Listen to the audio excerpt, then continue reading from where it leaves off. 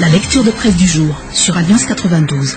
Lundi 17 juin 2013, tout de suite l'heure de la lecture de presse. Nous allons commencer avec le journal Les Nouvelles qui nous titre à sa une Tuléar, Raduel défie la communauté internationale. Jusqu'ici donc, les trois candidats appréciés par la communauté internationale se montrent inflexibles. Les tournées continuent avec à la clé l'inauguration d'infrastructures et face à la population de Tuléar. Samedi dernier, nous rapporte cette légende ici, mise à la une donc par rapport au titre. Par le journal Les Nouvelles, le président de la transition André Raduel est resté intraitable sur sa volonté de ne pas se plier aux injonctions des partenaires techniques et financiers. De son éditorial, par contre, ici, décompte de jours, éditorial titré 1460 jours plus tard, lors du transfert de pouvoir en 2009, en tout début de la crise, des milliers de promesses ont été faites au peuple malgache, comme quoi, tout ce chamboulement et toute cette démonstration de force politique était destinée à sortir notre île des ténèbres d'un régime fasciste. Aujourd'hui, alors, nous fait savoir ici l'éditorialiste du journal Les Nouvelles, 4 ans après, soit à peu près donc près de 1460 jours, le pays s'enlise et s'englue dans une histoire d'élections crédible et transparente qui ne cesse de reculer, car en ce moment, le report semble inéluctable. Depuis le début, analyse ici l'éditorialiste du journal Les Nouvelles, l'organe chargé d'organiser les scrutins, soit la Commission électorale nationale indépendante pour la transition, travaille d'arrache-pied pour que justement la transparence et la crédibilité soient de mise, et dans une optique de report, la communauté internationale maintient la pression quant à la suspension des financements destinés à l'organisation d'une consultation populaire digne de ce nom. Et en réponse à l'épée de Damoclès de nos principaux bailleurs, des déclarations laissent entendre que nous pouvons nous-mêmes financer la présidentielle. Certes, mais ce ne sera pour quand ? Pour 2030 ou 2029 peut-être, ces fonds, comme il le dit, sont-ils réellement disponibles de suite? Autant de questions ici posées par l'éditorialiste du journal Les Nouvelles. Mais, en tout cas ici, une crise engendre une autre, tel un virus destructeur, elle se faufile et se propage, et cela se note même au niveau des institutions, ne serait-ce que pour citer entre autres les remous au sein du CST, qui vient tout récemment aussi de mettre en place une cellule de crise pour tenter alors de résoudre les problèmes liés à la démission de certains membres du Parlement, notamment celle du président de cette institution. Sûrement, nous dit ici alors l'éditorialiste, ceux qui ont intérêt à retarder le seul et unique moyen de sortir le pays d'une birème qu'ils ont eux-mêmes mise en place, se félicitent dans leurs coulisses d'avoir réussi leur coup. Puis il y a aussi le FFKM, lui projette d'asseoir sur une même table les anciens présidents. Et sans vouloir le décourager, maintes tentatives allant dans ce sens ont été promulguées et jusqu'ici cela n'a toujours rien donné. Qui tire alors les ficelles de toute cette mascarade? Voilà une question encore posée ici par l'éditorialiste. La réponse murmure à l'oreille.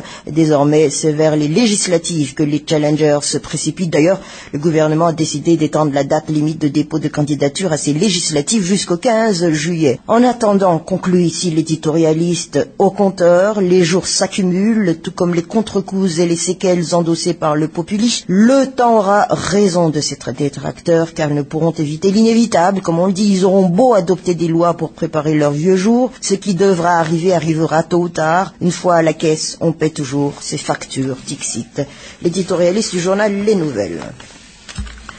Le journal La Vérité, toujours de ses déplacements de André Raduel à Tuléar.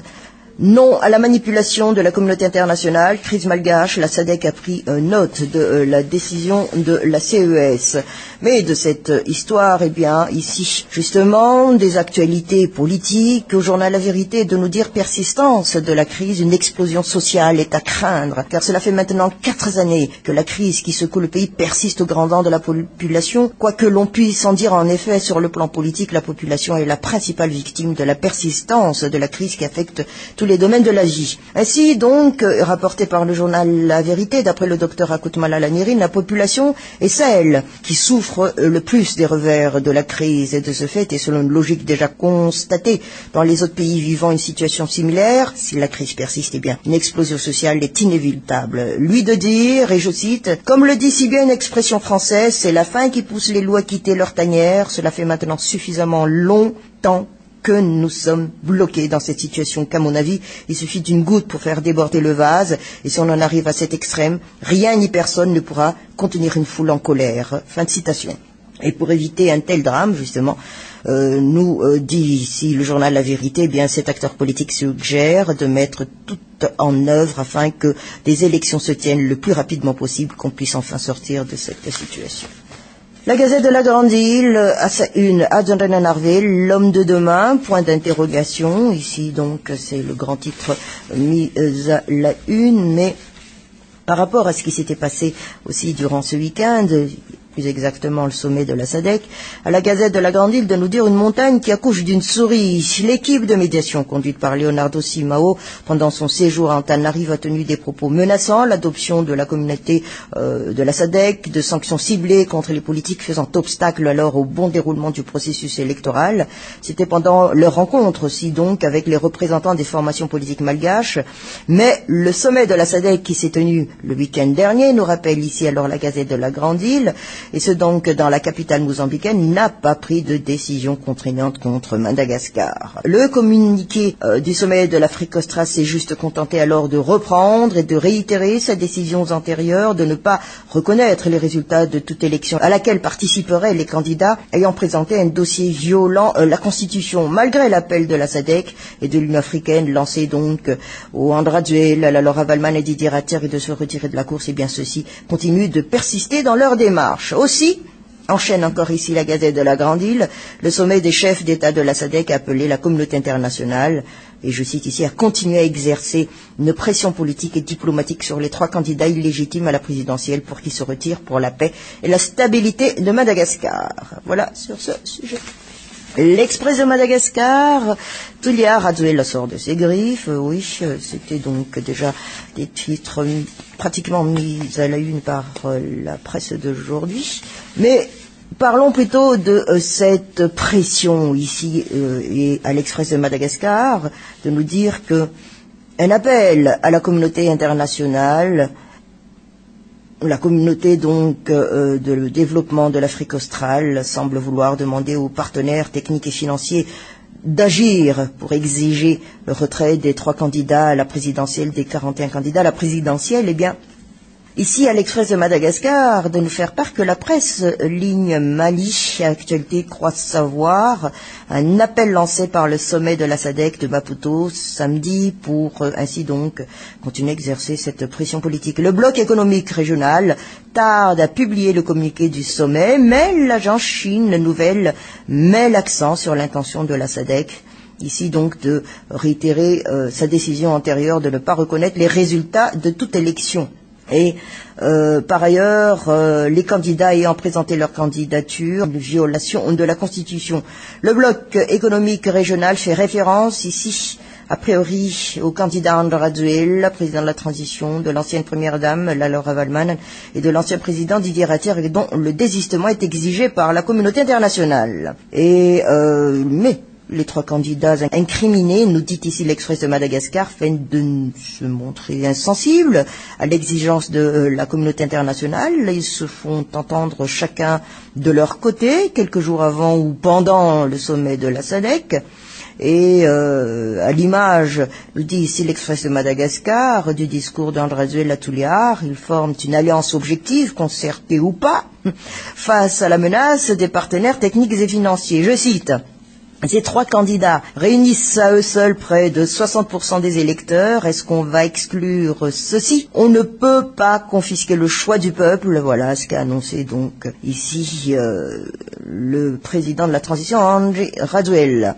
Mais dans sa conclusion ici à l'Express de Madagascar, de nous faire valoir que la réunion du groupement de contact international, le GIC-M du 26 juin, devrait permettre de connaître la réponse des partenaires techniques et financiers face à l'appel de la SADC. L'idée de la tenue d'une rencontre à 4 initiée par le FFKM dépend aussi de l'issue de la réunion à Addis Abeba.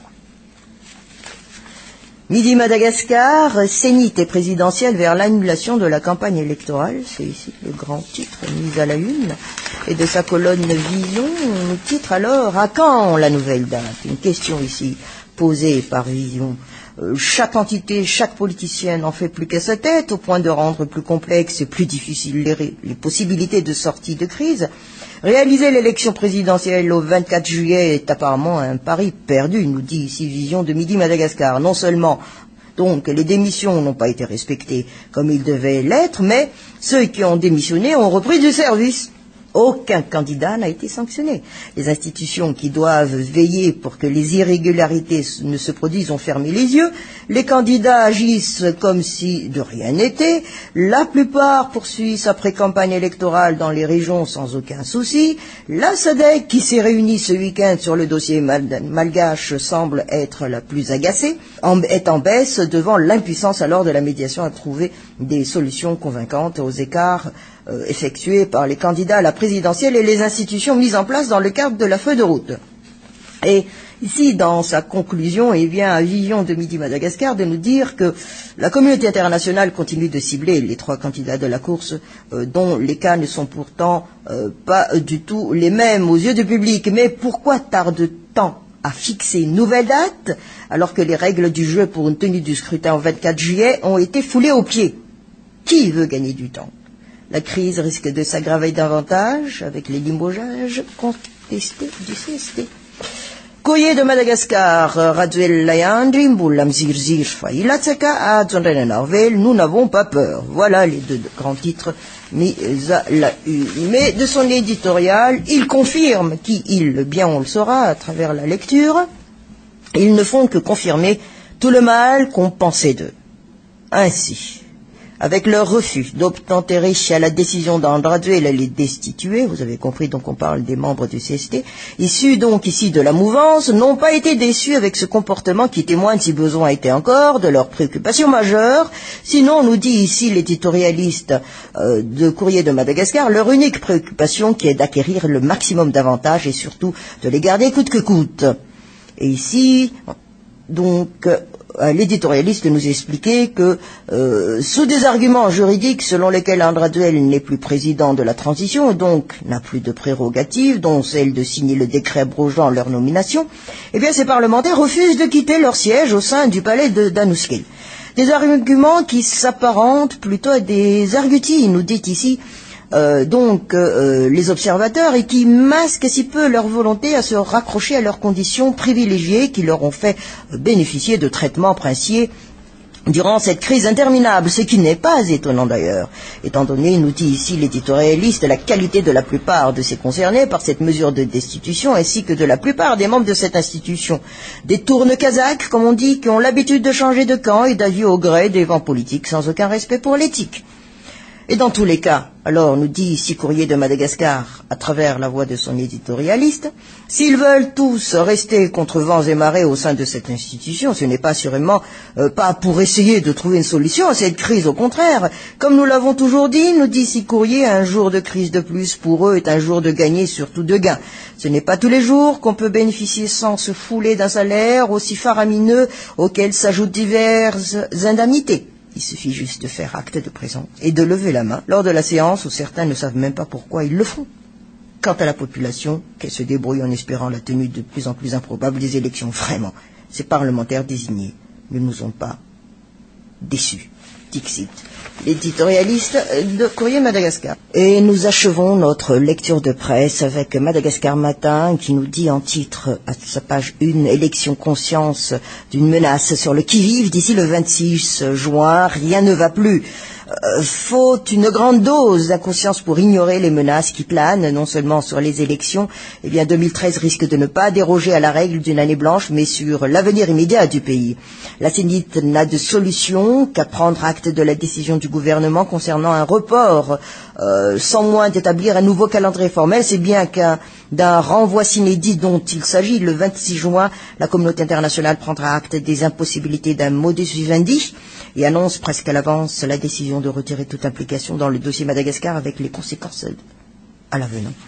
Voilà ici les grandes lignes fournies à ce sujet par Madagascar Matin.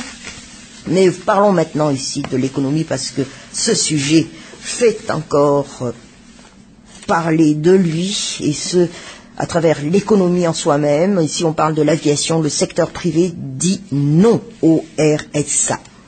Ainsi donc, dans un communiqué, c'était publié samedi dernier, le secteur privé du tourisme, regroupé au sein de l'ONTM, conteste alors la perception des redevances de sûreté aéroportuaire auprès des usagers. Et selon les opérateurs touristiques, justement, les dispositions de cette décision constituent une violation de la Convention de Chicago, c'est-à-dire redevances non communiquées et publiées au niveau de l'OACI, et du Code de l'aviation civile qui dispose alors que la liste et les taux de redevance sont établis par arrêté ministériel. De plus, la perception de la destination Madagascar par les touristes en termes de coûts induites par cette charge supplémentaire se dégrade inéluctablement.